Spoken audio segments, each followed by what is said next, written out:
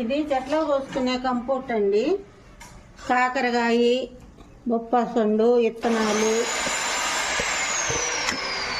ఇది చేత్తో కూడా కలుపుకోవచ్చండి.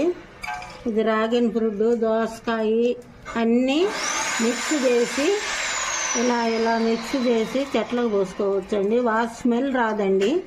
2 days ఉంచిన తర్వాత చెట్లకు పోసుకోవాలండి. ఇలా మిక్స్ చేసి 2 days ఉంచిన తర్వాత చెట్లకు పోసుకోవాలండి. చెట్లకు పోసేటప్పుడు కూడా చూపిస్తానండి వీడియో.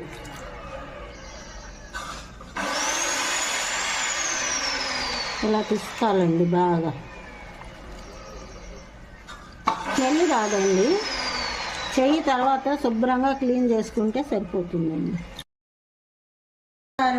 మొక్కలు అన్నీ నానబెట్టి పోసుకున్న తర్వాత అన్ని దీంట్లో వేసేస్తాము. తొక్కలన్నీ. ఇది కంపోస్ట్ వాటర్ అండి. చెట్లకు పోసుకుంటే చాలా బాగుంటుందండి. ఇట్లా ఒక్కొక్క మగ్గు పోస్తే బాగుంటుందండి. పోస్తామండి. ఇంకా